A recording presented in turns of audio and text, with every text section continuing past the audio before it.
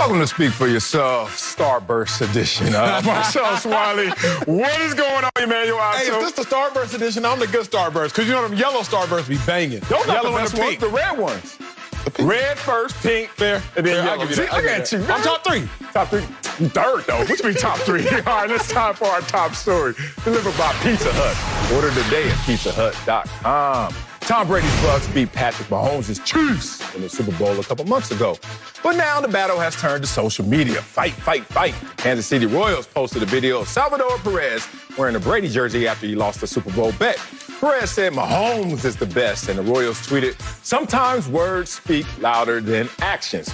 Well, Brady responded, tweeting, "Nah, I think actions always speak louder than words." Mahomes got in on the action, clapping back, blah, blah, with this tweet. "I guess we will see in 20 years. Aye, spicy chicken nuggets." Acho, you like Patrick Mahomes clapping back at Tom Brady?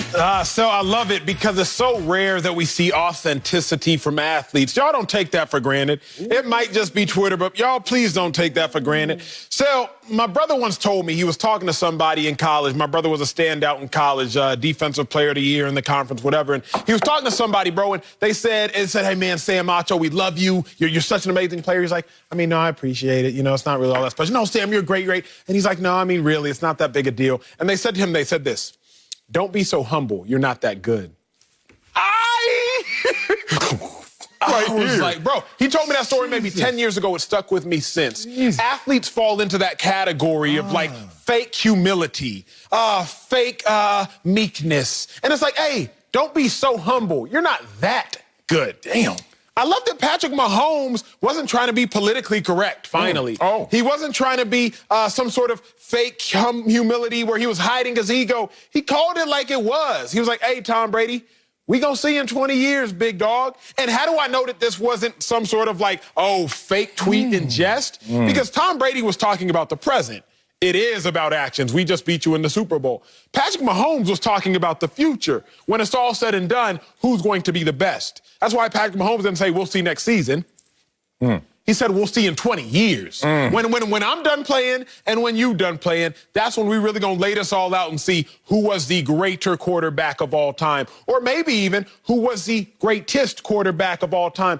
So we rarely get true authenticity from our athletes. I used to love the Ocho Cincos of the world. Y'all remember? He was sending Pepto-Bismol to defensive backs the week before the game and the week of the game, because he would say, "Y'all gonna get sick of covering me, so you gonna need this." I used to love that, Sal. But we don't get that anymore because everybody just wants to be PC. They don't want to say anything that might get them criticized later on, might get them criticized later in life. Patrick Mahomes said, nah, I'm about it. And yes, Tom Brady, you are the GOAT as it stands by actions. But everybody knows I'm coming, and I might not be there just yet, but I'm gonna get there before it's all said and done. You changed my mind, because I was going to say, nah, I don't like it. I actually love it. I just don't like it coming from Patrick Mahomes. Okay.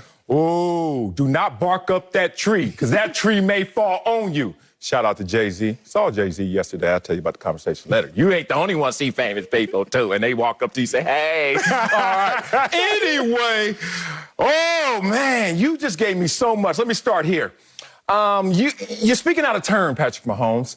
In any barbershop argument, which is basically what this was. This was a Twitter beef, and they both getting their hair cut at the same time.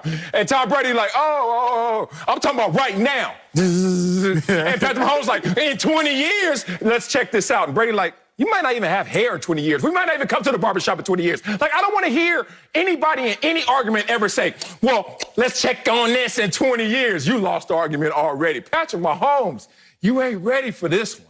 It comes off a little cloudy. No one asked Patrick Mahomes anything about this situation. It was Tom Brady responding to a bet lost about Tom Brady. It's an A and B conversation. See your ass up out of here if you're Patrick Mahomes. But you know why he wanted to put himself in there? Because on the field, he can't put himself in there in the same conversation with Tom Brady. Let's talk about Patrick Mahomes versus Tom Brady. Just that. Can you stay focused in this vacuum? Patrick Mahomes versus Tom Brady. You want to hear some ugly numbers? Here they come. He's 0-2 versus Tom Brady. But against all other quarterbacks in the postseason, he's undefeated. Tom Brady's sitting there giggling. Like, you really want to beef with me? You average 20 points a game against me, Tom Brady. 34.7 against every other quarterback. Tom Brady sitting there giggling, okay, 20 years, let's check this out. 52 completion percentage. Everything is horrible. 77 passer rating, but 109 against everybody else. Tom Brady like, okay, 20 years from now. So here's the thing. Patrick Mahomes, Superman doesn't talk trash to kryptonite. He just stays away from it because he knows it's going to make him weak. And if you Patrick Mahomes, watch your mouth because you're barking up a tree that just might fall on you. Facts, just facts, just facts. You said Superman don't talk trash to kryptonite. He just stays away from. That's a bar. Here's a problem with you, Marcellus. You don't like You it. don't even notice your best bars. It disgusts me. You drop bars and don't even notice your best work. What's wrong with you? I'm sorry, sir. I'm sorry, sir. That's a bar. But here's a question, bro, because I had to toggle with this morning. Through 3 years as a starter, I don't know who is better. Ooh, okay. I don't know who is the GOAT. Y'all throw the full screen up there so y'all can digest it. Through 3 years as a starter, Tom Brady and Patrick Mahomes, they've both been to 2 Super Bowls. Tom Brady had won 2. Patrick Mahomes has won 1. Tom Brady also, though, had no MVPs. Patrick Mahomes had 1 MVP. Obviously, in individual categories, individual accolades, Patrick Mahomes crushes Tom Brady. Different era, different team, different style of play. It's not totally apples to apples. Right. But, Sal, it's almost like through 3 years as a starter, I think I'd rather be Pat Mahomes. You got a Super Bowl, and you have an NFL MVP. Tom Brady had 2 Super Bowls. So Patrick Mahomes is like, hey, don't be one of them old heads, Tom Brady. And I hate the old head sell, probably because I'm a new school kid. I'm a young kid. I hate the old head. Here's why. Okay. Old heads think that their generation was the best, that nothing can be better than what they have done, that no one can be better than what they have accomplished. And Patrick Mahomes is like, big dog, I'm not going to sit here and try to run a race against you who already has a 19 or 18-year head start. We can't compare you right now to me right now. I'm going to lose that each and every day. Yep. But if we compare where I am to where you were at that point in time, if we can compare what I've done to what you had done at that point in time, I might actually be better than you. Yeah, you done got me head-to-head a couple times, but Tom Brady, you got an 18-year advantage, big dog. Like, it's like a dad fighting his son before his son comes of age. Facts. Of course Pops is going to win, but eventually what's going to happen is a young son going to grow up. Patrick Mahomes isn't fighting a fair fight right now. Tom Brady has 15 to 20 years of starting experience over Patrick Mahomes. But Patrick Mahomes is letting Tom Brady and the rest of the world know, I'm coming. Yeah, look, I'm with you there. I am with you there in 2 respects. One, Patrick Mahomes at the same age, at the same time in his career, is better than Tom Brady. But there's no chance in hell, pretty much, that he's going to be greater than Tom Brady. Look, we're both track and field nuts. And I study track and field. Not only did I participate, I study it. I look at age group records, national world records for 8-year-olds, 9-year-olds, 10-year-olds. And you know whose name I never see? Usain Bolt. Usain Bolt as a youth was not the fastest dude out there. Like, he may have been in Jamaica, he may have been in some international meets. But if you look at the national records of every age, you don't see his name until you look at the world record. He finished the race because success is not linear. So right now, Patrick Mahomes is making an arrogant decision. Well, basically saying, since I was better than Usain Bolt at 14, hey, Usain, we'll check in 20 years. And Usain looking at like, all right, buddy, good luck with that. And that's what Tom Brady is looking at him like, good luck with that. Patrick Mahomes has his hands full, not just with Tom Brady, but with history. Let me remind you, there's a Super Bowl hangover for the losing team in the Super Bowl. There's only been one team to lose a Super Bowl and make it back the following year since the mid-90s. That's the 2017-2018 Tom Brady Patriots. He has to fight history before he even deals with Brady. Only 3 teams in NFL history to make it to 3 straight Super Bowls. He has to fight history before he can deal with Tom Brady. Why are you trying to fight with Tom Brady? And Tom Brady's like, I've been there, done that. Are we seriously going to sit at this desk? I never put limits on people in terms of what they can become. But here's a safe bet. Patrick Mahomes, you ain't winning no 7 Super Bowls. Not a single soul has ever done it but the guy you trying to beef with right now, just because you're better than him at the age that he was 15, 20 years ago. Why are we trying to project so far that he's going to be the second outlier when we still haven't even seen the first outlier finish his work? Let's go here because I like our prowess amongst so many different sports. Remember, King James coming out of high school. Facts. Everybody was already comparing LeBron James to Michael Jordan. And everybody was like, there is no way that LeBron James will be able to do what Michael Jordan has done. Is LeBron even going to be able to do what Kobe Bryant, the late Kobe Bryant, had accomplished and was accomplishing? Because Kobe was on the heels of that three-peat, and we was comparing LeBron to Jordan, just completely ignoring Kobe.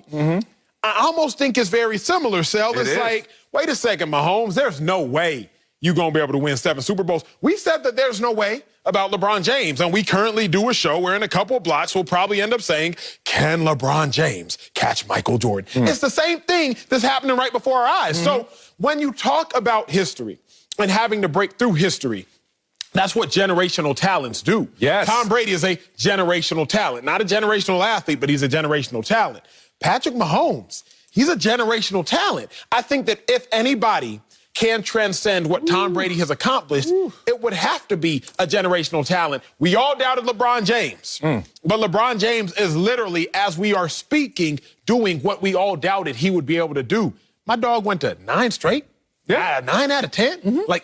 So if you're talking about it can't be done historically, we're seeing it be done in one sport by generational talent, and Patrick Mahomes is as close to that generational talent as we've seen in this game. Yeah, and you're making my point, even though I agree with your point, which is you could be LeBron James. LeBron James, to me, is better than Michael Jordan. He could do more things. Gary Payton just came out and said the same thing.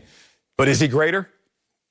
Is he going to win 6 rings? Maybe in 15 attempts. like, come on, man. Like, we can't go to the barbershop and say one dude is sitting there, hey, I'm 6-0. I even retired twice, and nobody's ever beat me when it mattered most. And here's this other guy. Well, I went to 15, and I finally got to my 6th one, and I was 46. And everybody looking at you like, hey, bro, go to the salon, bro. Get up out this barbershop with that conversation. That's how first of all, Patrick Mahomes does go to a salon. But second of all, he shouldn't even be in the barbershop with Tom Brady as well, and his salon going, but as well. Here's the problem. LeBron James, Michael Jordan, that's a conversation I would love to have, but I think that LeBron still is falling short in most people's eyes.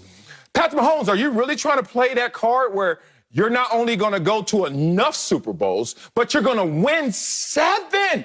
When right now, you love to be the king of projection, so let's play your game. He's on pace right now. If he were to win 7 Super Bowl rings, he would have to play 28 years at the pace he's going right now. Now, they started off the same, but you know what happened after that year, after that full screen, Mr. King of Omission? Tom Brady went out there and went back-to-back wins.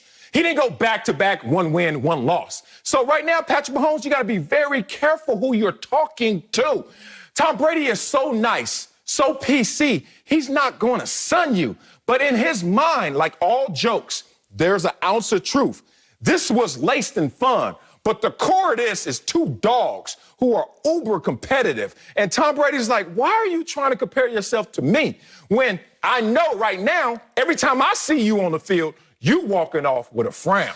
But still, it's not a fair fight. It is a fair fight. It's not, because I wish I remembered my boxing history as astutely as I did. I studied it like 5 or 6 years ago. Remember when the end of somebody's career, I think it was Muhammad Ali, he takes the L at the end of his career. Yes. I don't know if it was to Sonny Liston. I forget one of the major great names at the time. Takes an L at the end of his career. But then it's like when the young up-and-comer is in their prime, they're going to defeat you because you. So why can't Patrick Mahomes beat him? Because you're not Tom talking Brady about old as hell and still waxing the him. difference is physical prowess versus mental prowess. Y'all know the climactic point of a quarterback is when the mental prowess is at the climactic moment along with the physical prowess. In football, at the quarterback position, at this point, Tom Brady got Patrick Mahomes mentally. Now, Patrick Mahomes may have him physically, but what's more important in football? The mental. What's more important in boxing? Most would probably argue at least the physical. So Patrick Mahomes, so he's not fighting a fair fight right now with Tom Brady. So why he get into this damn ring? Nobody asked you. Patrick Mahomes, we know you own the team, a part owner. We know that you are a better quarterback than Tom Brady, best quarterback in the game right now. Shut up. Take one off. So you just finna sit here and let Tom Brady throw shots. Yes. Because there wasn't a shot at Patrick Mahomes. Yes. You're just going to sit there and let Tom Brady throw shots at you, and you're just going to take it. I can't. What I'm going to do is, bro, when I was at Texas, we went, I told you this, so I've told y'all this before. We go to national championship. After we go to national championship, we go 5-7. Worst record in Texas football history. And our coach said this, go ahead and kick us while we down because we're not going to be down for long. And that what Patrick Mahomes is saying is like, Tom Brady, I ain't going to be down for long now. You out here trying to get these little shots in on Twitter, trying to take these little jabs on Twitter. That's fine. No, my day will come. And we going to see in 20 years after my day is come and gone how I have topped you. And that's what Patrick Mahomes saying. First of all, stay in the present, young man. Second of all, you don't know how this is going to turn out. People have had career-ending injuries. You better be appreciative that you are talking to someone and you can learn something from someone who's even persevered 21 years. Third of all, learn the art of quiet arrogance. Quiet arrogance. I possess that. That means inside my head, and I know you don't know this because I don't walk around cocky. I am a nice guy. I talk to any and everybody because I don't think I'm bigger than you. I also don't think I'm lower than you either. Here's the quiet arrogance. Between my ears, I have the biggest cheerleaders with the biggest pom-poms going, go Marcells. I'm a cocky dude between these ears. But it doesn't come out in expression. You know why? Because I don't need you to know. My left hand don't need to know what my right hand is doing. If you were smart, Patrick Mahomes, keep that quiet arrogance to yourself. But you want to be loud and arrogant. And it's not the first time I've seen Patrick Mahomes be loud and arrogant. I watched that Super Bowl game. I watched pundit after pundit, evaluator after evaluator post-game say, Patrick Mahomes didn't take what they gave him. Like just the stuff right here, the present, underneath your nose. They said, move the chains, Patrick Mahomes, you'll have success. Instead, that loud arrogance kicked in, and he was like, nah, I'm Patrick Mahomes. I'm better than Tom Brady. You are not going to be greater if you don't take what they give you. All he has right now is opportunity, and that's in the present, not 20 years from now. Here's the craziest thing about it all. Tom Brady is 43 years old playing against Patrick Mahomes in his prime. And guess what happened? Tom Brady went out there and waxed him. 3 touchdowns. How many touchdowns did your young and your prime self have, Patrick Mahomes? Donut. And you're going to wait till the offseason and now want to chop wood and try to bring that tree down when he just showed you when we had time to fight. It's on, and you ain't got nothing for me. You ain't got nothing else? You ain't got nothing for me either. All right, coming up. I'll show you in 20 years.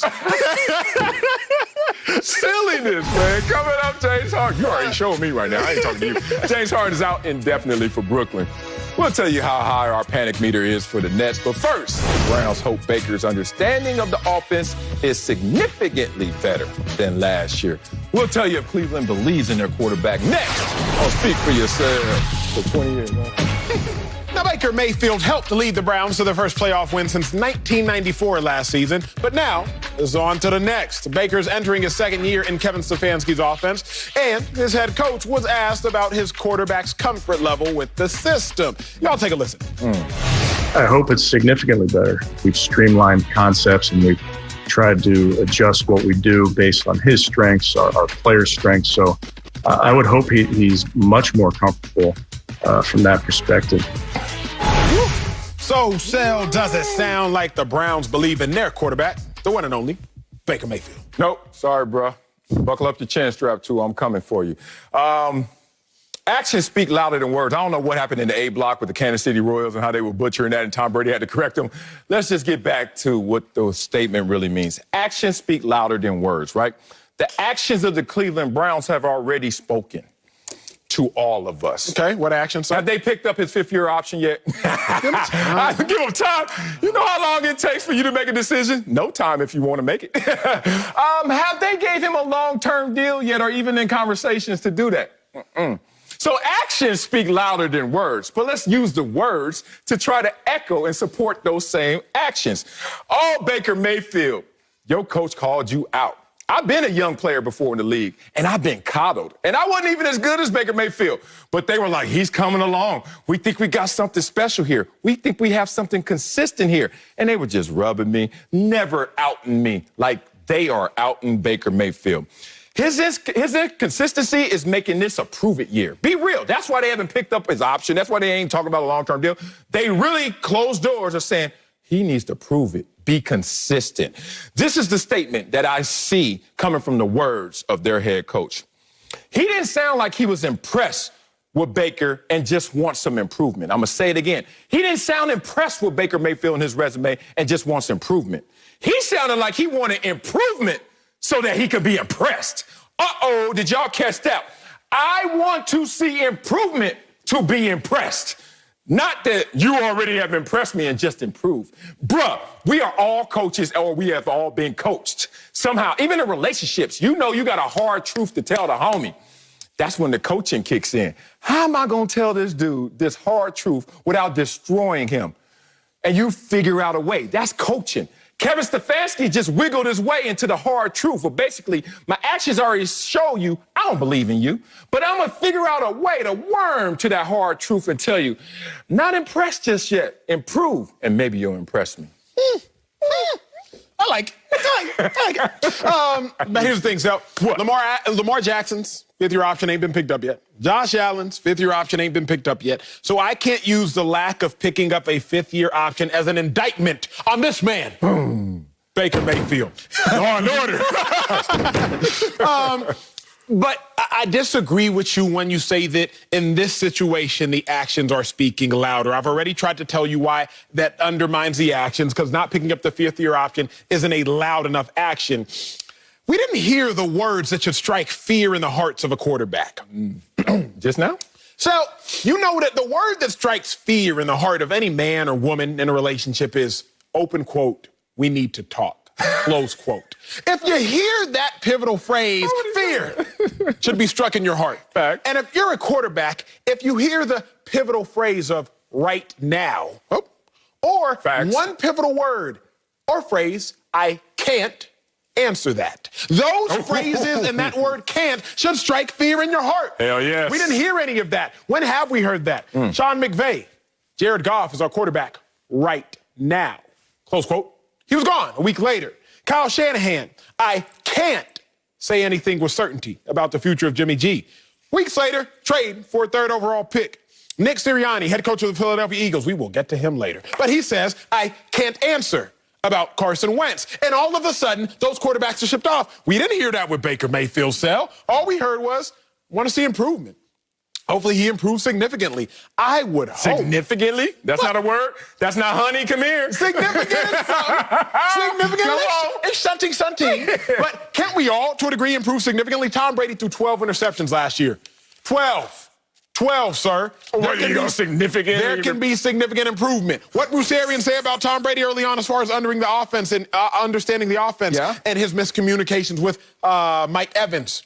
Got to improve. So Baker Mayfield, yes, he can improve significantly. He only threw 26 touchdown passes this year. There's significant improvement there. Only had a 62% completion percentage there. There can be significant improvement. I can improve significantly on this show. Not to say I'm not doing a phenomenal job. And you are. I can't even joke on that. It's You're killing just to say I can improve significantly. Yeah. Let's not read into Baker Mayfield being able to improve as an indictment on the Browns' commitment to him. Oh, man, stop it, man. Kevin Stefanski, you didn't hear in the background, he had his AirPods on, playing that Luther Vandross. Give me the reason to want you back. And he was like, Baker, if you don't give me a reason, bro, I'm looking at your resume. I'm like, and he doesn't want to throw away Baker Mayfield because, one, Baker Mayfield has talent. Two, he has resurrected this franchise. Respect to you, Baker Mayfield. And three, Kevin Stefanski, like, I know what it's going to do to the Cleveland fan base if I get rid of Baker Mayfield.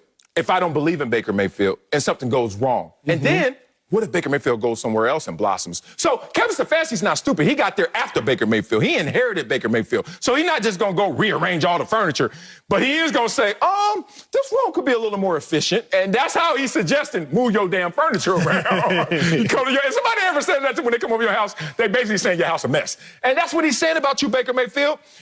He's looking at you like, dog, among 33 quarterbacks, since you got into the league, you're 26 in passer rating, 29th in completion percentage. Jared Goff is the only quarterback to have more giveaways than you, Baker Mayfield. Rearrange your furniture, bro. Like, make this more efficient. Now, in year one, without an offseason, without a preseason, and with a new offensive coordinator, I'm going to give you a pass. And his offensive coordinator is my former teammate, Alex Van Pelt. Don't make me break no news up here. That ain't my lane. I don't break news. I ain't gonna call AVP up like, yo, what's up with Baker Mayfield for real? Real dope. Teammate to teammate. I ain't gonna do that. Last time I did that, I got in trouble. So I told everybody where Jim Harbaugh was going. Yeah, everybody got their feelings. Y'all whack. Anyway, I'm not going there again. However, I am going there on Baker Mayfield, who even last year didn't even improve on his historical numbers, which are kind of low and futile. 30th in NFL completion percentage last year. Got even worse. They don't even run the offense through you. You got Pro Bowlers at receiver. You got Pro Bowlers up front. You got Pro Bowlers in the tight end and the running back group. Everywhere you're dressed up perfectly, the best makeup. What's that, MAC? MAC makeup everywhere, and you still ugly? Boy, if you don't fix your face, Baker Mayfield, that's what Kevin Stefanski is trying to tell him. It's just that simple, man. We've been in this position before. No Pro Bowls, one winning season. It's just an ugly resume to always have his support. That's fair. I actually think Rihanna has a makeup line like Fenty Beauty or something. Okay, let's pump that up. Let's pump that. Shout out to you, Rihanna. But you can't touch Beyonce. Nonetheless, if the Browns don't believe in Baker Mayfield, they just got belief issues.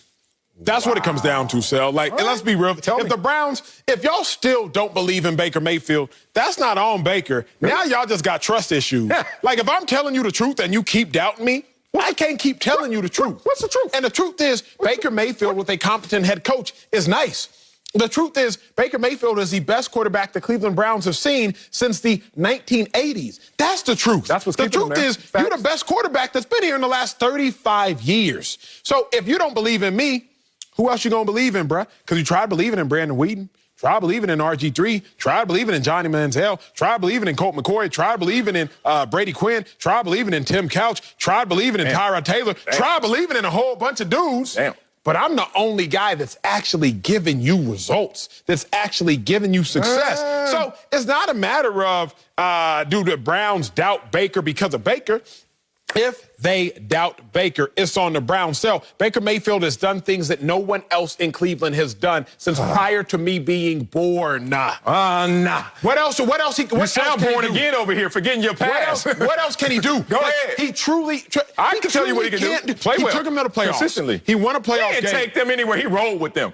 He took them to the. He did not drive that car. And admit it, all your homegirls always say, never date the dude that's in the back on the passenger side, because he's the brokest of all of them, girl. Like, that's who Baker was. He wasn't driving, he wasn't shotgun, he wasn't even behind the driver. He the one out there, hey, girl, what's up? He broke. Even if he was shotgun, you know this, big dog. He wasn't shotgun. He was at minimum, he was shotgun. No. At minimum, he was shotgun, and Kareem Hunt and Nick Chubb were driving it. At minimum. Two dudes driving? How'd that happen? I will not let you tell me, if you're training to be a driver. If you're training to be a driver, there's a wheel on both sides. Yeah, but one of them ain't working.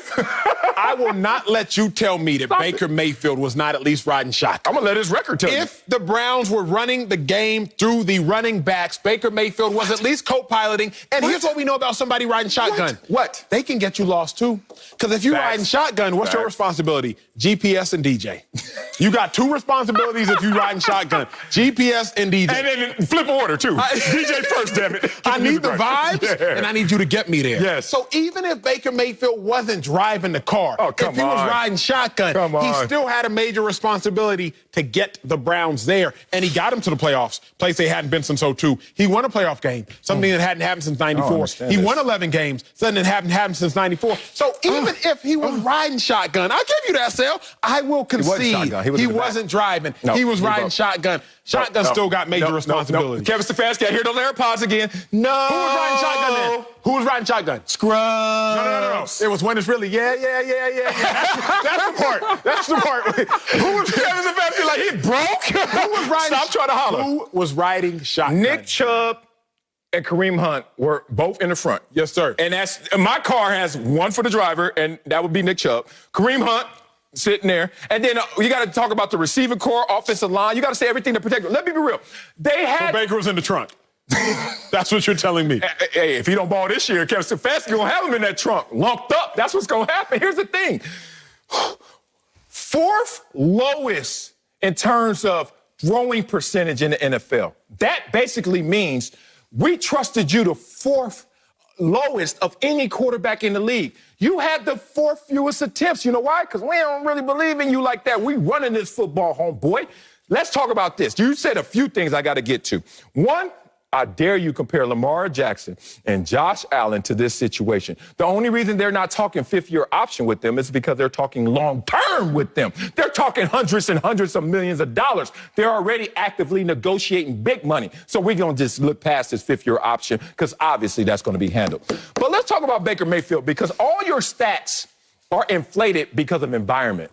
And oh boy, once again, Baker Mayfield gets inflated because he's hood rich. Basically, he's in a horrible situation, but since he's doing all right, We're going to inflate it. We're going to say, oh, that's amazing. He's basically at a horrible school. The worst Cleveland Browns has been pretty bad historically, right? It's the bad school, as they used to say when I grew up, the dummy school. Okay, guess what?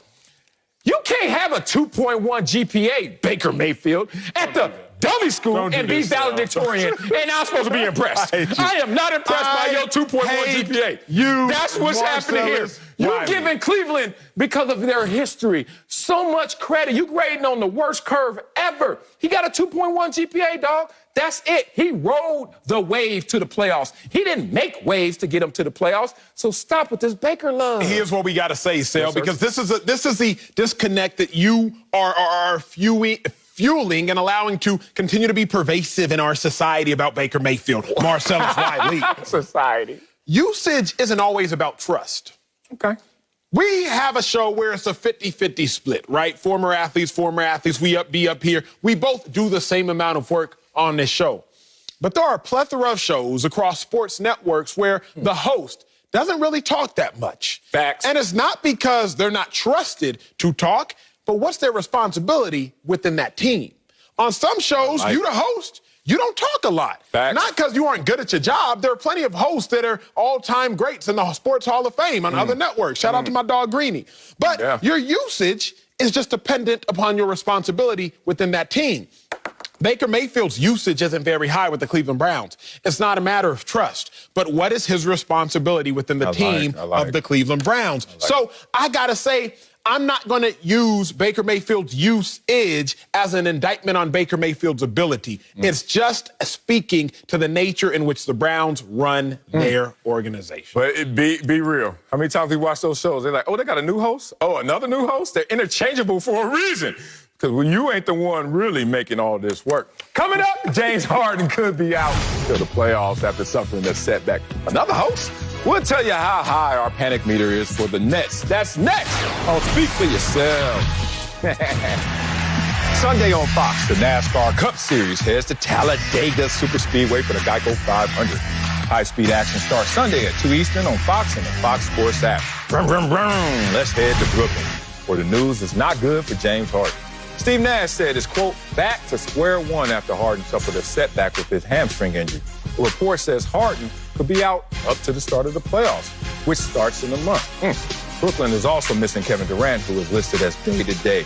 Got to bring in Fox NBA analyst Chris Broussard. But Acho, where's your panic meter in terms of what the Nets are going through? CB, first off, I can't be more excited. Couldn't have been more excited to see you, big dog, because I'm ready to hear your thoughts on this one, Broussard. I am ready. I've been eager and awaiting. But Nets fans, y'all got to stop lying to yourselves, because the panic meter is high for me, and it should be high for you. Y'all got three superstars. That's the big three we know: KD, Kyrie, Harden. But here's the kicker.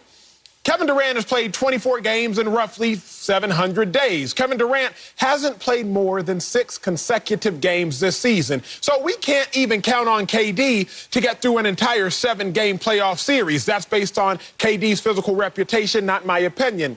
Kyrie, he's missed 11 games this season, all based upon primarily his own choice. So that leaves you with James Harden. And James Harden can for sure be trusted to be left with. He leads the team in assists. He leads the team in rebounds. He leads the team in steals. So James Harden is a bad man. But now James Harden is an absent man. Now, if you don't know about soft tissue injuries, if you come back from a hamstring and re-aggravate your hamstring, that means you tried to do too much too soon. So, Nets fans, you can't bring James Harden back too soon, because what happens if he re-aggravates it again and now he has to miss time and you're dependent upon Kyrie and KD to lead you through the playoffs? Well, you would think Kyrie could do it, but the only problem is teams typically have more collective success without Kyrie than they do with Kyrie. Y'all remember the Boston Celtics? Kyrie gets hurt. The Celtics go to the Eastern Conference Finals. Next year, Kyrie comes back. They lose in the second round. Next year, Kyrie's gone to the Nets, and the Celtics go back to the conference finals. Y'all remember how last year the Nets were an overachieving team? Without Kyrie, Kyrie came back. They were an achieving team. Kyrie left. They were an overachieving team again. The record's really negligible in Kyrie on the Nets with their record with him versus without him, but I'm just going to leave that there. I don't make the news. I just deliver it. So with all that being said, My panic button is so very high for the Nets without Harden because Harden was the one dude you could count on. Now you got to count on KD to lead you through, but KD's never even played 7 consecutive games all season. You got to count on Kyrie to lead you through, but let a black man call Kyrie the N-word and he gonna lose it and get himself kicked out of game? Come on, people. Come on, Nito. People. My panic meter is high, but what you got, CB? Wow. Good take. Well, you saying they gonna be calling him the N-word up and down the court, huh? Every possession. Look, I know I usually come on this show and bring chastisement, but yes, I have to agree with Acho. My panic meter might not be as high as yours, but it's at a 7 on a scale of 1 to 10. And I've been with the Nets all year. Look, all things being equal, all teams in the NBA fully healthy, I think the Nets are the best team. And give them adequate preparation, they're the best team. But to your point, Acho, they don't check either of those buttons. One, they're obviously not healthy. And 2, they don't have adequate preparation. For them to enter the playoffs with what now looks like 7 games with their big 3 together, I can't imagine that they could win the championship that way. Now, they're greatly talented, and one of the saving graces is that a lot of teams are beat up. This is a strange year. The Lakers are beat up. The Clippers now, Kawhi's out. Denver, Portland without Dame Lillard now. Utah without Donovan Mitchell. The East not quite as beat up, but still, teams haven't had, they're not practicing hard every day like they usually do because the schedule's so condensed. So those things could help the Nets if they get healthy. But you said it, Acho, Harden is the guy. With KD and Kyrie, they were just 2 and 3. Before James Harden joined Brooklyn, they were just 7 and 6. He was the straw that stirred the drink with his selflessness, with his playmaking ability, and they were rolling. Look, I even think KD and Harden could win the championship. I don't think any other twosome could do it. Harden and Kyrie, Kyrie and KD, they'll be a contender. They'll be dangerous. But unless they have Harden and KD together, they got no chance of winning it all. And to your point, to think they couldn't get through a 72-game season and play more than 7 games. Are we really to believe they're going to go 16 to 28 potentially straight games healthy? It just seems like God is saying, look, you're not going to buck the trend. You're not going to skip the line. Most teams that come together have to take their lumps before they win the championship, no matter how talented. These are your lumps. It just doesn't seem like it's in the cards for them to win it this year. Damn, CB, you almost made it the whole take without chastisement. But at the end, you said you told me what God was thinking. What the hell? And then you condemned us for whoever is thinking something different. And you know who you're talking to. Me right here. I do agree with you here, Chris Broussard. It is a strange year in the NBA. And y'all both gave me some strange takes right now because I didn't know y'all were going to be such literalists. Think big picture. Think about this situation. I'm telling y'all, this is the new load management. These guys are sitting here not trying to play. And I'm going to give you a well-articulated statement about all of this. First of all, we all know in life, incentives shape behavior. How are you going to act? Correlated to what you're going to get out of acting that certain way. So the NBA and all these players have come to a realization, why should I play all these games? Every single year we're trying to shorten the season. And then the NBA caught wind of it. And the NBA said, hey, players, national televised games. Hey, players on back-to-backs, et cetera. They came out with these new protocols and rules. And the players like, oh, don't think we can't be creative in this situation. We can create the new load management. Walk with me here. This is Steve Nash's first year as a head coach, who used to consult with Steve Kerr. Former players. Let's talk about another former player who is credited with load management in the NBA in the first place, Doc Rivers. And it worked with the Big Three in Boston. And then it almost worked with the Clippers out here in LA. But when it didn't work, all of a sudden everyone questioned load management. But Steve Nash is sitting here taking the baton from his playing career. Don't forget how Steve Nash finished his illustrious career as a Los Angeles Laker injured all the time with back issues. And I think Steve Nash came to the realization, and he's leading this team to understand, wink, wink, you're hurt, right? Wink, wink, it doesn't matter. These dudes have played 7 games together, and they're half a game back in the Eastern Conference at the number 2 seed. They're number 2 and ain't even played together. Oh, the team that won the Eastern Conference last year, the Miami Heat, are now the 7th seed. Play in game. Shoe program, Nito. That's what we're talking about when you see the Miami Heat. So why are they incentivized to go out there and impress us because they played a full regular season? These dudes are jogging, laughing at everybody else. And who are you going to stick in front of them? The Lakers? They're injured as well. You talked about the Jazz. You talk about Portland. Talk about my Clippers. None of these teams stack up in terms of talent with the Brooklyn Nets. I'm telling you, these guys are all winking and laughing at us on the outside saying that they can't run this race when all they're doing is coasting and drafting to run the finish line stretch of this marathon. CB, you know what it sounds like, big dog? It sounds like Marcellus is trying to convince us of a bad lie.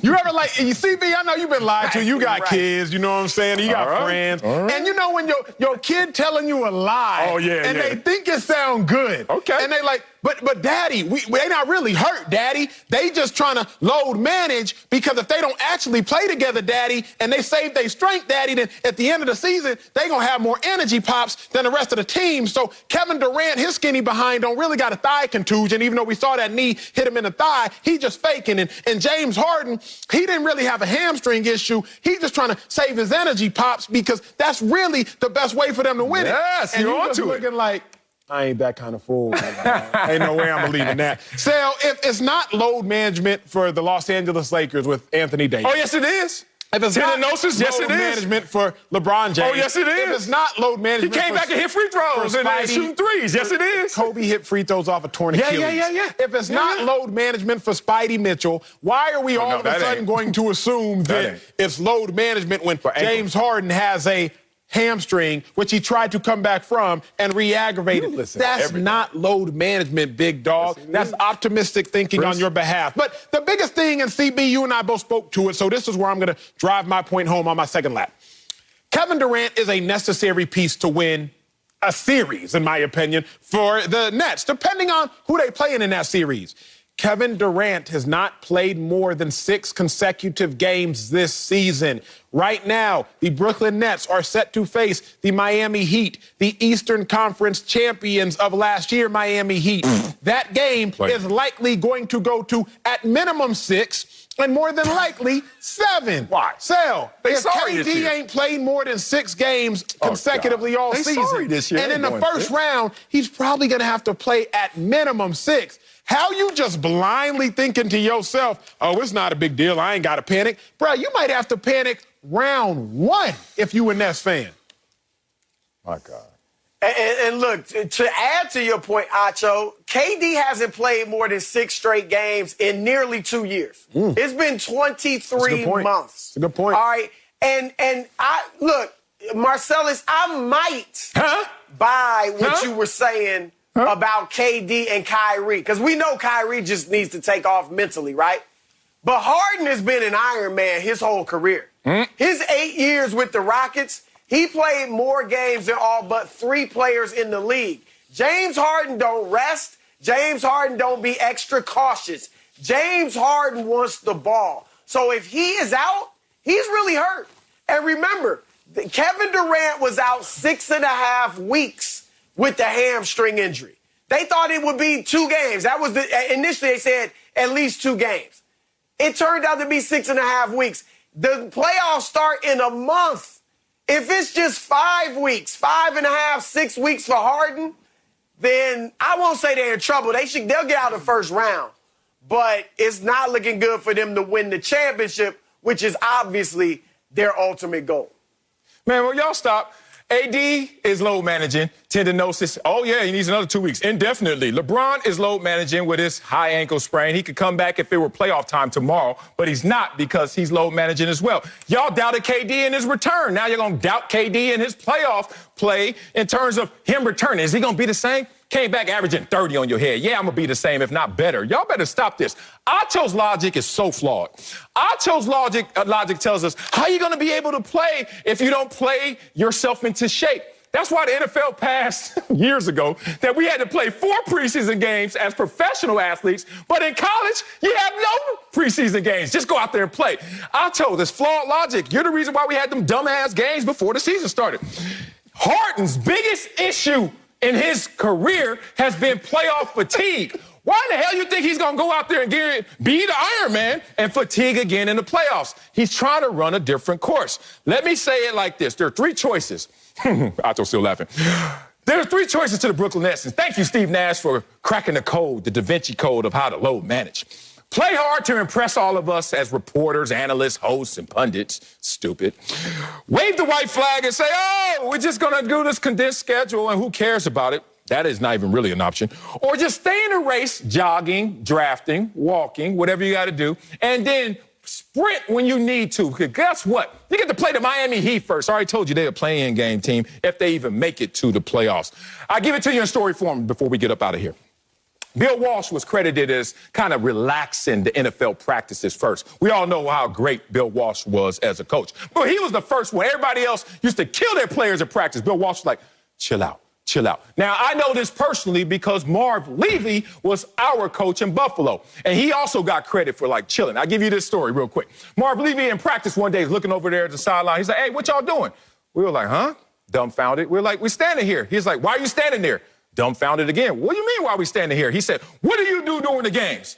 We were like, we sit on the bench. He's like, so practice like you play. Sit your butts down. And our heads exploded. First time I ever heard a coach say, chill, bruh. Steve Nash, who finished his career injured, is now looking at these guys like the racist at the finish line. Chill, but bruh. Here's my issue.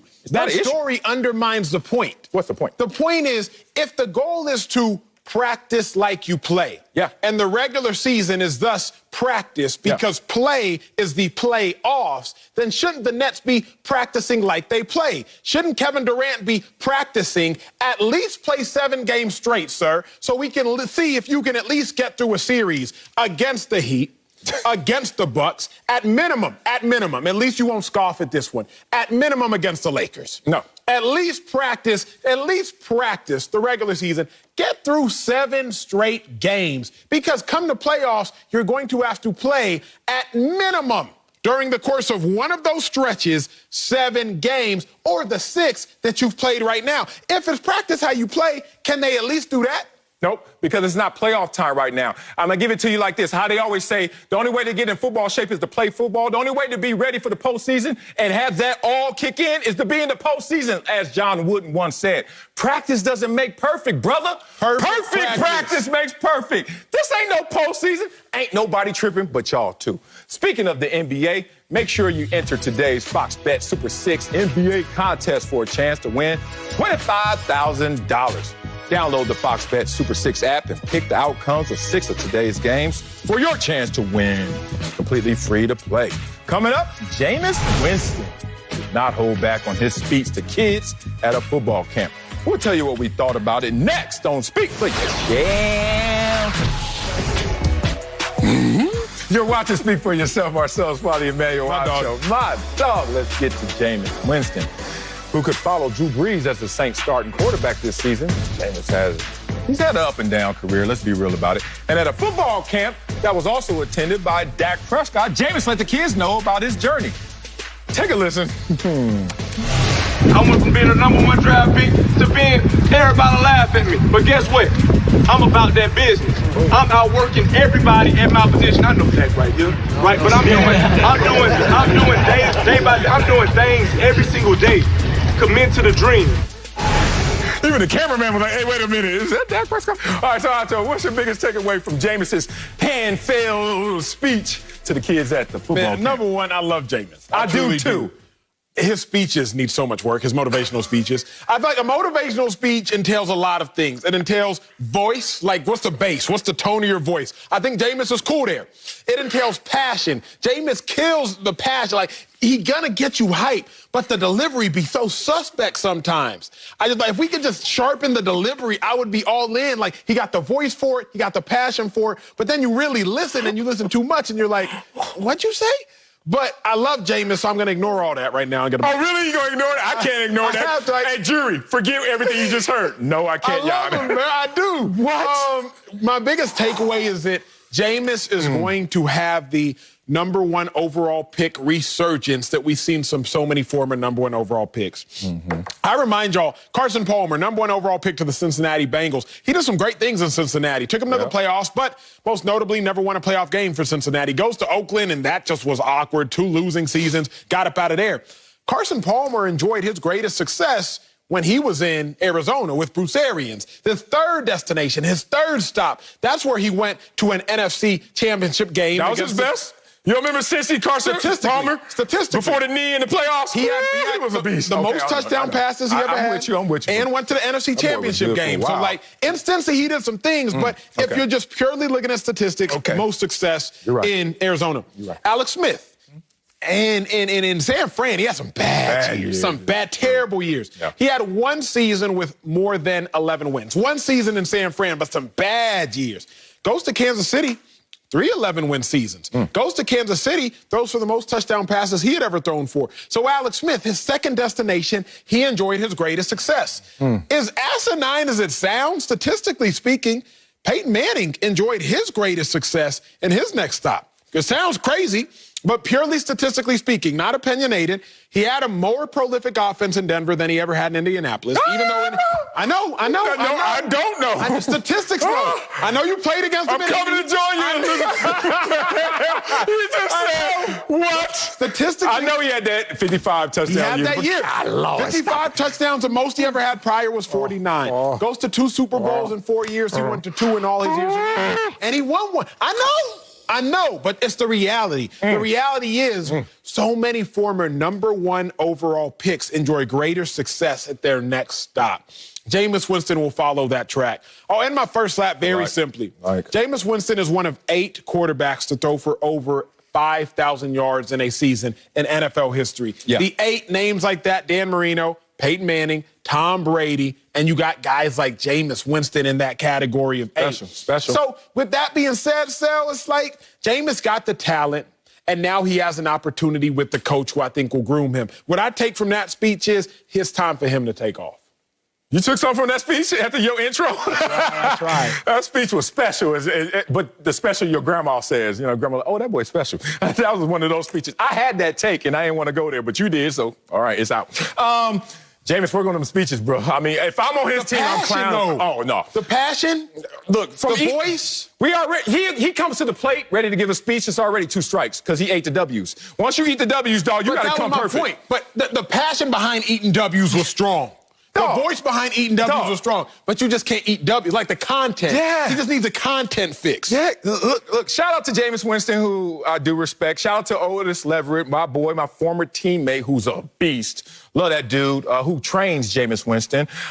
Respect for them and their whole camp. Love it. That said, I think Jameis Winston is suffering from something that actually benefits me, which is I get better as a player every year I'm on TV. You know why? Because all I do is talk. So when you talk, you can get in front of a bunch of kids and say anything. Them kids going to be just happy Jameis Winston in the building. And Dak Prescott sitting there like, you ain't out working everybody, bro. And if you are, this is what's sad about this. See, I'm a realist. If you are out working everybody and you're in this position, Jameis, right now, which you were a backup, 3rd stringer, and now you're fighting for your job, probably going to get it. But still, if you're in this position, you've been out working everybody, that's not saying a ton about your talent, because that talent, if it's meeting with all that hard work, what stops you, Jameis Winston? Oh, you don't want to address that in front of these kids, do you? Well, I want to on our show.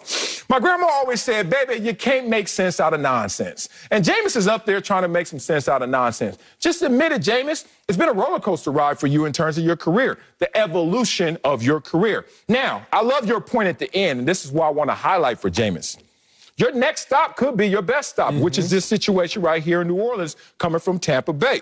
Peyton Manning, threw 15-plus interceptions in each of his first 5 seasons. We know who Peyton Manning became. Brett Favre, most of NFL history in terms of interceptions. 6 seasons, he threw 20-plus. We know Eli Manning. We know John Elway even threw double-digit interceptions every single season of his 16-year career and became John Elway. So don't let that stop you, Jameis. But also be real, bruh. I hate when people always want to highlight they good. I worked the hardest. I'm here. I responded. Why'd you get there? I'm that kid in camp. Why'd you fall off? And I need to hear it. Because, Jameis, you're 28-42 as an NFL starting quarterback. 1 winning season, 4 losing seasons. Most interceptions in the NFL since you've been in the NFL. And never took a team to the playoffs. So until Jameis Winston wants to profess his ills as much as the things that he thinks are going to go well for him going forward, I don't think that's a healthy mindset. The kids need to hear the real dope, pure and uncut. They don't need to hear you how you gonna be when they don't know how you work. But Big Dog, he said, I went from being the #1 overall pick to everybody laughing. And how? I'm that kid again. How that happen? What that happened was... Here's a problem. I told you, Jameis Winston gives the delivery. It's his content, the suspect. Okay. You can't take everybody through the lower lows in the way in a motivational speech. You know that. Hey, what? They bigger than us. They faster than us. They better than us. They smarter than us. They look better than us. They girls are more attractive than us. But we gonna get this W. No, you ain't got time for all that. But he up there trying to motivate him. He's talking personal triumph. You have to have that disparity. If you're #1 and right now you're trying to be #1 again, something happened in between those 2 #1s we need to talk about. If not, you're not filling in the gaps. If not, why did we get you here, Jameis Winston? I just want to talk to Dak. Dak just got $160 million and has never fallen off. I want to talk to him. You hogging the mic, bro. That's what somebody said. Pass the butter. Pass the mic if you're not going to keep it 100. Here's the thing. Even if Jameis ain't keeping it 100, let's keep it 100. All right, let's do it. Because keeping it a buck, you spoke real. Jameis has some very down years, and we all know that. Yeah. But let's talk about Jameis Winston's good. Second most passing yards in NFL history through his first 5 seasons. Jameis Winston, Bucs had a top 10 total offense in 4 of his first 5 years as a starter. Top 10 in passing yards when he came into the league and passing touchdowns from 2015 to 2019. It's a whole bunch of good there. What we can at least take is this. If Jameis is working hard, and we know he's incredibly talented, then what we have to assume was him and Bruce Arians, the last few years or the last year, it was a bad combination.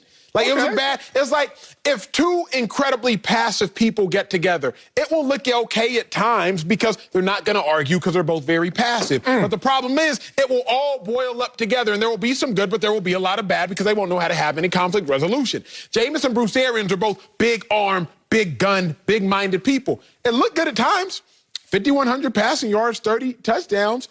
But then they also had a whole lot of bad, 33 interceptions. Give Jameis Winston his perfect counterbalance and Sean Payton, and I think we will see his best. Boy, these kids are getting tortured at these camps by these pros showing up. Cam Newton somewhere sitting there like, hey, hold my beer, Jameis Winston. Why you go to a camp and mess things up like this? I give it to you like it was given to me. I saw Kirk Franklin. Kirk Franklin, the gospel dude? Yeah, that's my gospel dog. rapper. That's your dog, you know? big bro, yeah. Okay. All right. He said this, and this is... Don't slander Kirk. I'll walk off set. Dog, don't slander anybody. I'll walk off set. Whatever. No, this is positive. Okay, I ain't gonna talk about what his son filmed him doing, which his son was running wrong too. All right, here we go.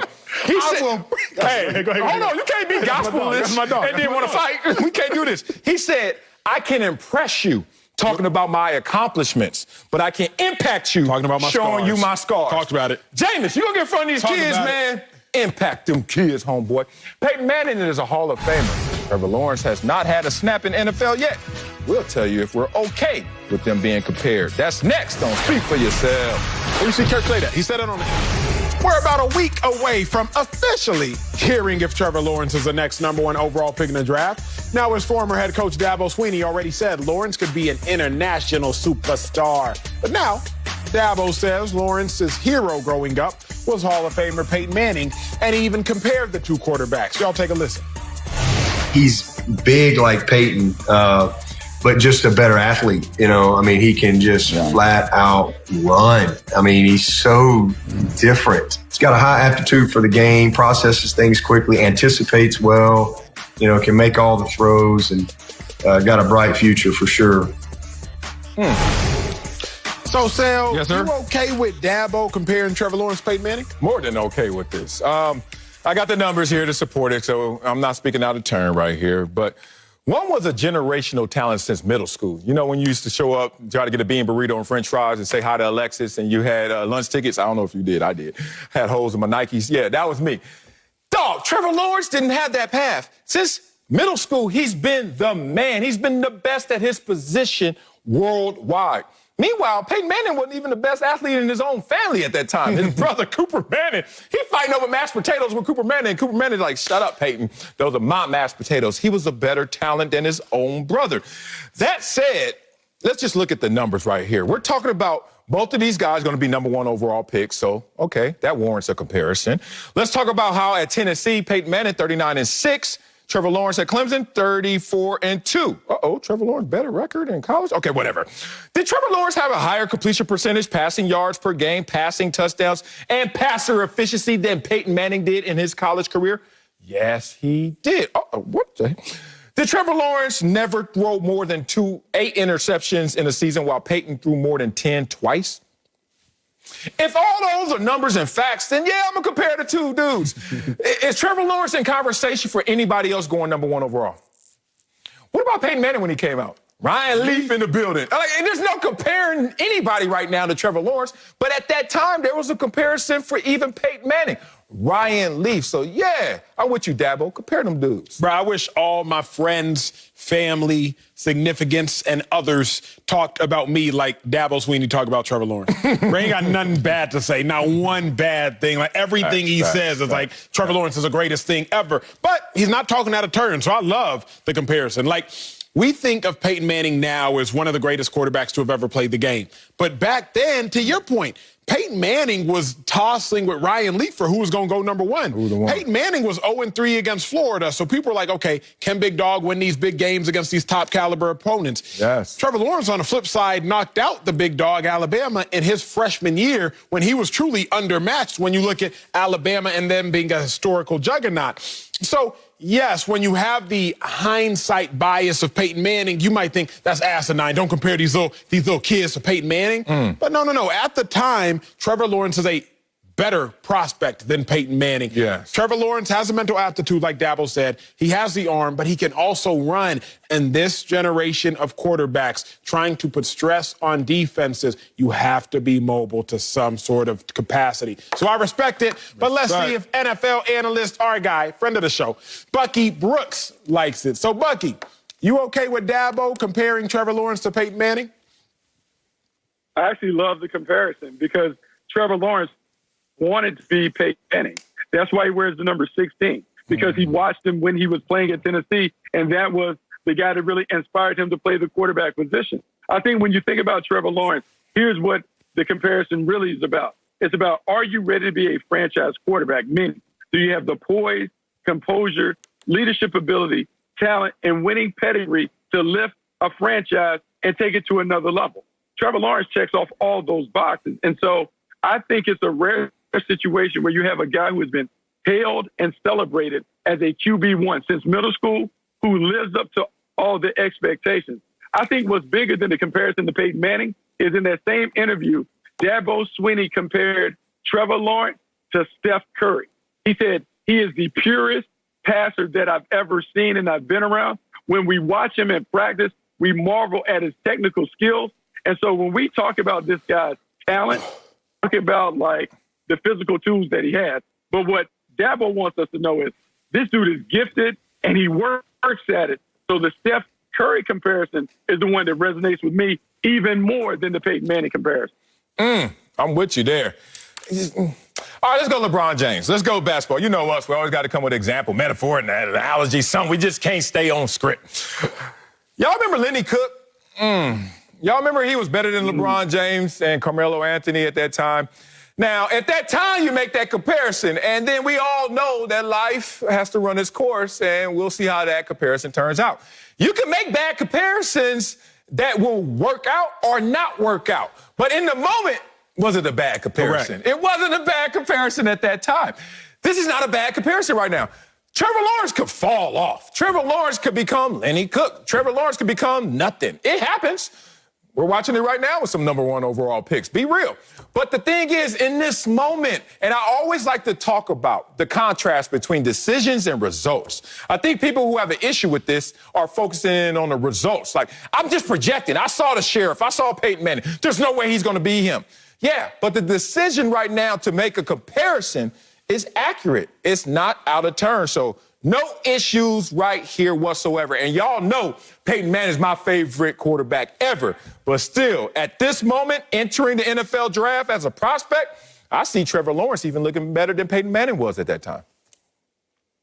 You know, it's funny because when you talk about the comparison between the two, I will say this about Trevor Lawrence, because throughout this process, he really hasn't had to face a lot of criticism regarding his game. And I think the main reason is because people are willing to buy into the person and the character that he's exhibited to this point, meaning they're willing to say that because he does show so much poise, so much composure, he does have a winning pedigree, he has shown the leadership skill, and he has been big time on the big stage, that they believe that the NFL game won't be too big for him. And as much as we talk about being a franchise quarterback, being about the talent, it's really more than that. It's the responsibilities of being the face of the franchise. Can you walk in those shoes each and every day? Can you handle the pressure that comes along with being the number 1 representative of the franchise? To this point, Trevor Lawrence has done all of those things. I think that is really where the comparison to Peyton Manning comes.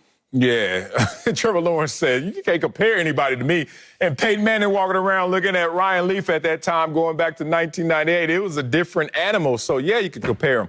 But just be careful how long you're going to make that comparison. We'll see. Coming up, Jalen Hurts was not named the Eagles starter today. We'll tell you if we have an issue with that.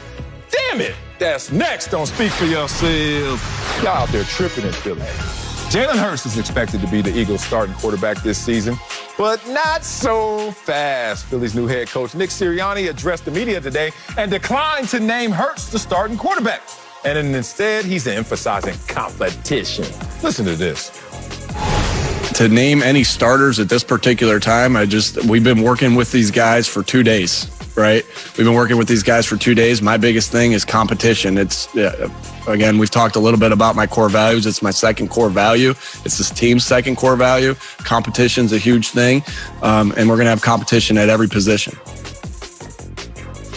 Bucky is back, but Acho, you have an issue with the Eagles not naming Hurts the starter. Bro, I got a huge issue with it. And shout out to my dog, a former colleague, Dave Hellman, who said this best. He said, Nick Sirianni not naming Jalen Hurts the starter is either dumb, a lie, or a dumb lie. It's one of the three.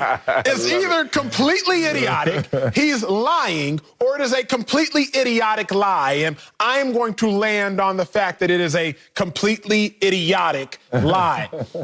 You've just traded your $130 million quarterback Carson Wentz away to go all in on Jalen Hurts.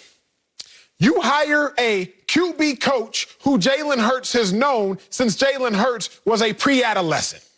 You sign a backup quarterback who is way over the hill and is, without a doubt, a backup quarterback so that it can be Jalen Hurts' job.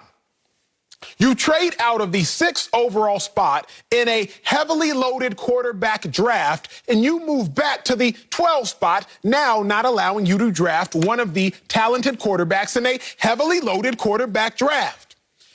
And you do all of this to go to the podium and say it's a quarterback competition. Nick Sirianni, either dumb, a liar, or a dumb liar. I will let you all figure out which one you want to choose. Golly. I mean, I'll show. Like, here's the thing. I think from a credibility standpoint, Nick Sirianni is doing the right thing as a coach. If you're going to build a program on competition, you have to be able to stand in front of the room and say it's a real competition. If they hand it to Jalen Hurts, then all of those words are just words. And it starts with the quarterback. Unfortunately, they wanted a competitive environment last year, but the quarterback that previously was there couldn't handle a real competition. So now you get to hit the reset button and put it on Jalen Hurts. And you say, everything that we do is going to be earned. And so I'm not going to give you the QB1 spot after only 4 starts. You're going to have to earn it. And we still have a first-round pick. We don't know how the draft is going to shake out. there could be a quarterback that falls to them at 12. And so rather than box themselves in and say, Jalen Hurts, you're the man, oh, no. You're going to have to earn this.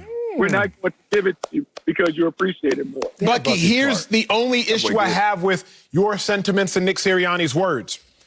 What makes a lie great is the believability. That's what makes a lie great. That's why we always scoffed at my cat ate my homework, my dog ate my homework, because those lies aren't believable. What makes a lie a quality lie is the lie actually believable? Ain't nobody believing that Joe Flacco, who hasn't had a winning season in God knows how long, who is so far over the hill that he is on flat ground, ain't nobody believing that Joe Flacco is actually going to compete with Jalen Hurts for this job. It's not even a believable lie. Thus, it's no longer a lie. It's just dumb. You feel me, Bucky? Like, a lie has to have some sort of tension. Is there truth? Is it not truth? A lie has to have two sides of the story. Is this plausible or is it not? If it's no longer a two-sided story, it's just ignorant and idiotic. And that's where Nick Sirianni is falling with this statement. Come on, man. Bucky, get him again. Okay, so here's what to do. I'm going to put on my coach's hat because this is really important.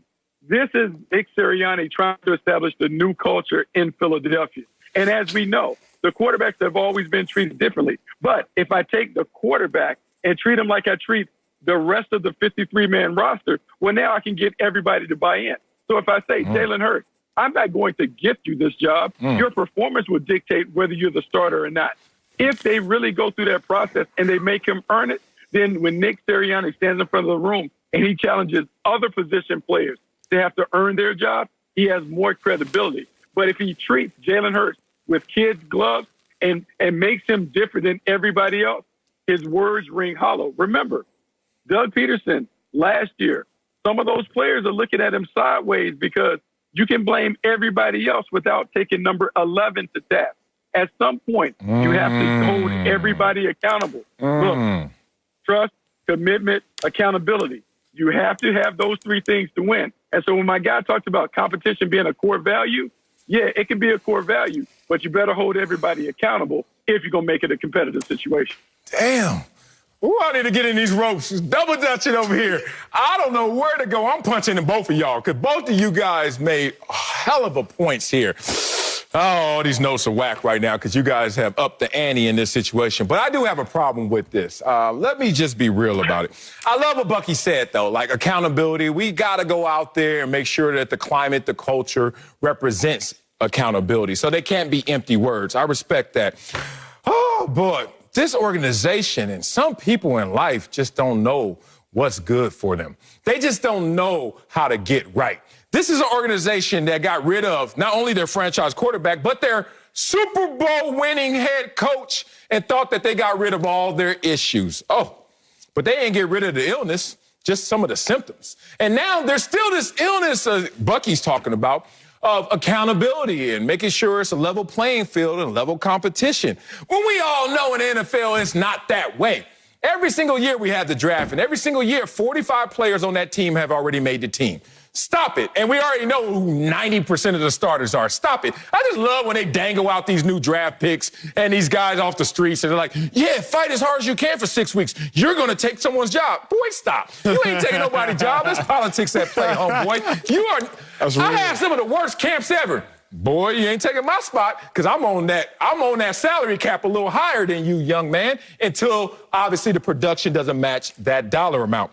That said, an organization that has mismanaged not only the quarterback position, the head coaching job, now find themselves exactly in that same moment. It's pretty sad to watch right here because I think Jalen Hurts has earned not only the belief in him, but enough runway where he should be at least a starter next year. You got rid of Carson Wentz, and you're not even going to give him enough leash to go out there and mess this up. He got to go compete, and then you're going to find yourself right back where you just were. Make that make sense. Bingo, bingo, bingo, bingo. Bucky, you know this. In football, my defensive coordinators would always say, I'm sure you all said the same thing to you, it should be simple for us and complicated for them. Our scheme should be simple for us, and it should be complicated for them.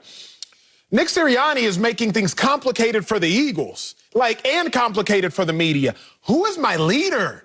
Y'all get it, and then fans, y'all don't realize this. In the locker room, I need to know things as who's breaking down the huddle.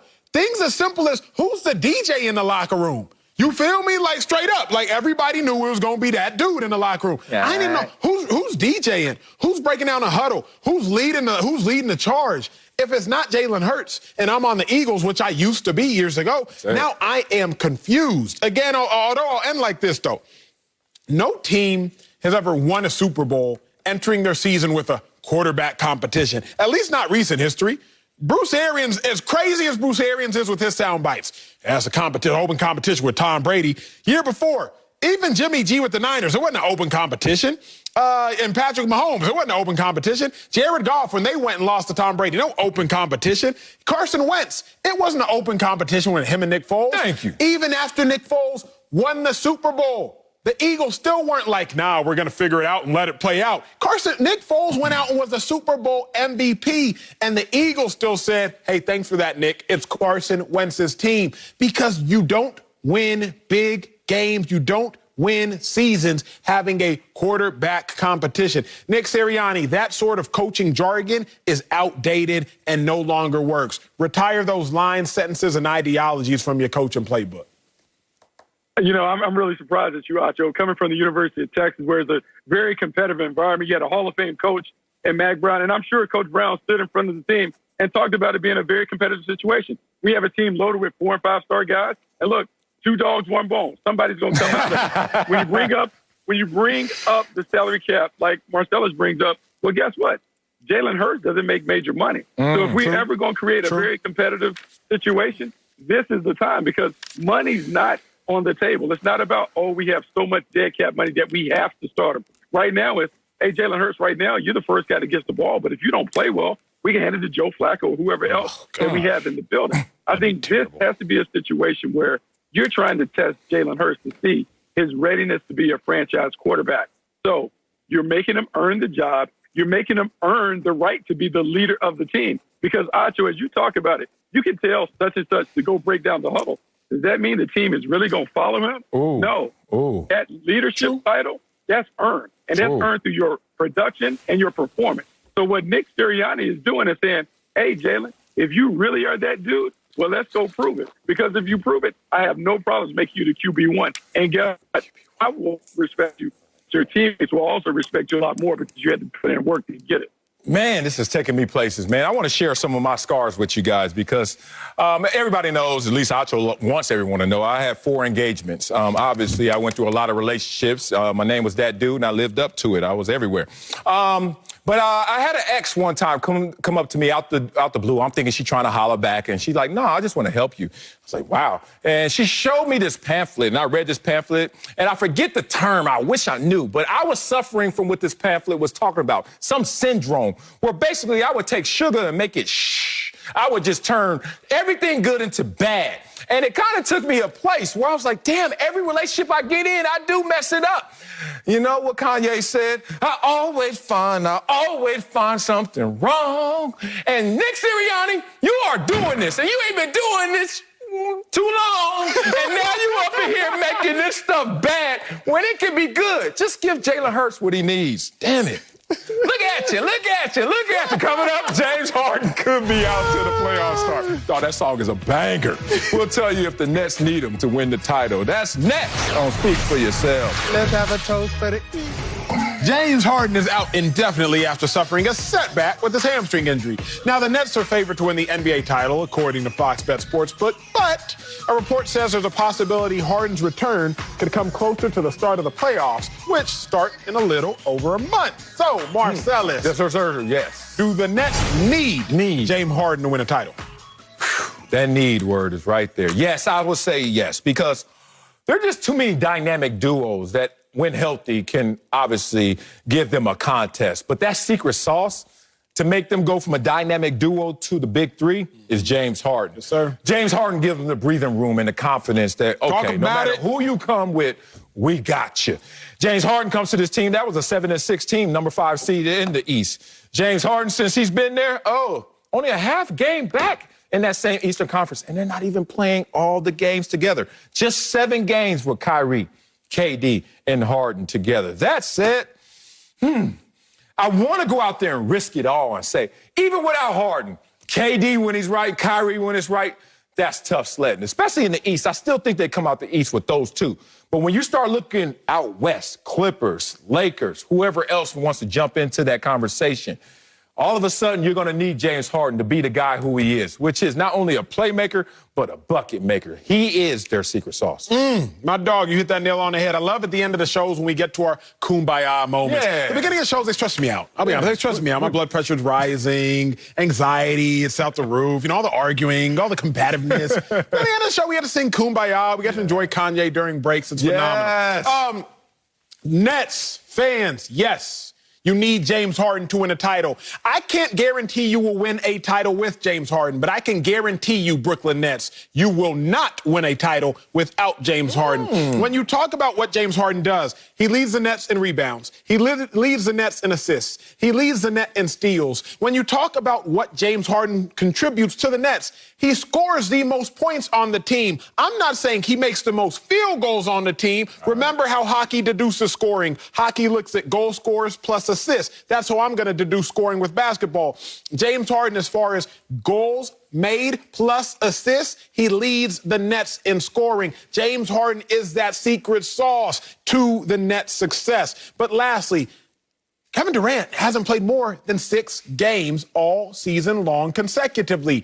There will be series that go to 7 games. Kyrie Irving, teams over his last 5 years do better with him gone than they do with him present. So if you know you need one man, that one man is going to be James Harden. Man, damn it. I gave you an inch and you took a mile. I ain't say all that. I'm trying to work out. I ain't say all that. A mile, okay? Damn, you coming into my house too much. I think you like, what's that, Alexa? The little thing? You listen to everything I say. Me and my wife just had this conversation What's about... that? Our Orkin man, you know, the guy who comes around, gets all the insects, pesticides, and all that stuff. He a little too fanboy, right? A little too fan man. Like, dude, all right, kill the spiders and stuff. He be sitting out the window, hey, Marcel. I'm like, hey, bro, I don't know what's in that tank right there. You better chill out and stop being a homie. But we gave him an inch. I was nice to him at first, you know me. I give him a book, and he wanted to know, oh, I remember you and now all of a sudden, now you're my homeboy. And I'm like, you ain't my homeboy. Gave him an inch, he took him out. You did the same thing. Nets, how you do it? Nets fans, you're coming out the East. Nets fans, y'all are in the playoffs and y'all in the finals. Nets fans, guess what? Y'all could beat the Lakers. I think duo, they could beat the Lakers. Lakers haven't played together all year. The Clippers, and I know I'm a Clipper fan, so it doesn't sound like y'all gonna believe me, but I'm gonna say it. Clippers got a little something special in terms of a collection. Especially with Rondo. Yes. That Rondo was their secret sauce, I'll be honest. Yes, so I think this team is still right where they want to be without Harden, but why be in that situation where it's a gamble, it's risque? Bring Harden back, it might be a wrap. Coming up, Zion's first signature shoe will debut this week under the Jordan brand.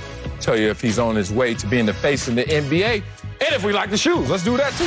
Next on Speak For Yourself. Orchard man ain't never going back to your house. Zion wins. Yeah, Zion has a lot of reasons to be in a good mood. He's averaging nearly 27 points a game and was named to his first All-Star team this season. Yay, Zion. Now his first signature shoe, the Zion 1, will be released this week by Jordan Brand. I see you, bro. Gacho, Zion on his way to being the face of the NBA. I don't think so, Sel. First off, the Zion 1 just don't got a great ring to it, bro. Like Jordans and the Zion. It just, I don't know. Like maybe Zion's, but like you didn't need the "the." Didn't need the prefix. The reason I don't think so is because in order to be the best, you got to beat the best. We know that about sports, but we also know that about being the face of a league. Think about Michael Jordan. He was in the league for about 6 years before he became the face. He comes into the league, Larry Bird and Magic were the face. First off, they had the rivalry, but also Magic was winning chips. Then the Bad Boys Pistons, that entity was really the face. When did Jordan become the face of the league? He had won the All-Star game. He had been to All-Star games. He had been All-NBA. He had won scoring titles. But when did he became the face? When they started winning. Beats the Lakers 4-1, goes through the Bad Boys Pistons, who he couldn't go through, and all of a sudden, he does a switch hands layups in June, Game 2. That's notable. And then Game 5, that's when they finally win and go on to being the NBA champions. And then Gatorade comes out with the, I wanna be like my. That did it. That did something special. And all of a sudden, he He's solidified as a face of the NBA. So how is Zion going to become the face of the NBA? He's going to have to go through the current face, LeBron James. LeBron ain't going nowhere no time soon. Remember, Kevin Durant was not even in conversations of the greatest player on the planet until what? He beat LeBron James. Albeit he needed help to do it with Golden State. But once Kevin Durant beat LeBron James and everybody remembers all the big shots and the daggers KD hit, then all of a sudden we were like, wait a second.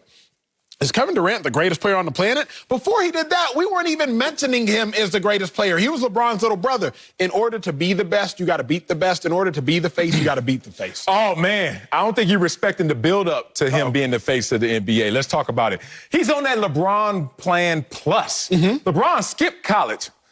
This is going to benefit Zion for going to college and bringing all that marketing and that big program with him. And we knew who he was when he arrived. And all he's doing is improving on who he was when he arrived.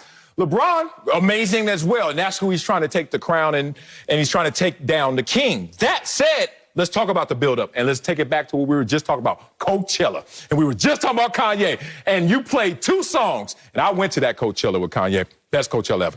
And there are 2 songs, Runaway and All of the Lights. And we were like, which one hit harder? The buildup of Runaway. You see where I'm going, right? That buildup, and you may not think it's coming. Look at you. And then you're like, okay. That's all. Right now, we seeing Zion going, ding, ding, 27 points. But I'm telling you, it's going to hit. But remember, hard. If all you ever heard in Runaway was ding, if that's all you ever heard, eventually the beat got to drop. It's going to drop. Eventually the beat got to go. He in his second year. But my question is, when is the beat going to drop? LeBron James, beat dropped by what, year 4? No. 2007, he goes to the NBA Finals, albeit they got swept. Okay, they got swept. He took nobody. They go to the NBA Finals, they lose to the Spurs, they get swept. The beat still had to drop. Jordan had it build up. Kobe was still there. But remember, Kobe had the scandal. 2003, Kobe had the scandal. LeBron comes into the league, 2003, 2004 season. So Kobe was the face, but remember, Kobe had the scandal in 2003, the allegations. And so I don't know if Zion's going to take it from LeBron. I'm going to tell you how he's going to take beat drop. I'm going to tell you when the beat's going to drop. When the beat going to drop. It's not just the championship moment that may come. It's just the fact that Zion is just different. You know what helps? And people don't give credit to this. LeBron James is not the guy next door. Steph Curry is. You go... open the door. It's a 6'8" tank. That's LeBron James. Guess what now? This Zion Williamson, I have not seen that guy. He's literally built like the retired Shawn Kemp, but he jumps like the active Shawn Kemp. He different. When that hits with the winning and his numbers, bruh, that's the face of the NBA, because LeBron, he can't be it forever. Coming up, would Antonio Brown, AB, be a good fit with the team he helped beat in the Super Bowl? Y'all catch that? We'll answer that next on Speak For Yourself. Oh, that beat gonna hit. Antonio Brown won a Super Bowl as a Buck against the Chiefs recently, but what about joining KC? AB, a free agent, and Bleacher Report says the Chiefs could be a good fit since they lost Sammy Watkins in free agency and could line AB opposite Tyreek Hill along with all them other dudes on that squad. So, Marcellus, would Antonio Brown be a good fit for Mahomes and the Chiefs? Hell yeah, he would. Oh, think about that. You imagine you're a defensive player and you're like, who you want, AB or Tyreek Hill? You're like, I don't want to do any of this. I don't want any of those problems. Who's the second best receiver on the Chiefs? Mecole Hardman, right? Most people say Mecole Hardman, right? Dog, look at this. Antonio Brown's 8 games did what Mecole Hardman did in this entire season.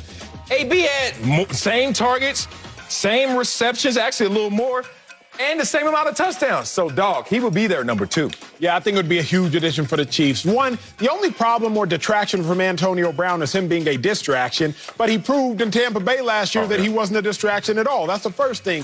Second thing is, the Chiefs team is still very young. They've had so much success that we forget, but Mecole Hardman, I believe he's going on year 3. Tyreek Hill, he ain't been in the league that long, so AB could actually teach these incredibly talented receivers how to succeed on the field and how to win at the highest level day in and day out. Yeah, look, AB got them lawyer fees to pay, so you ain't going to be nothing but Bible quotes and balling out of him. He ain't going to get out of trouble anymore. Imagine a defense saying, I want Travis Kelce. That's going to be the issue. It's going to be problems. That's it for us. Fox Bet Live. Guess what? They're next.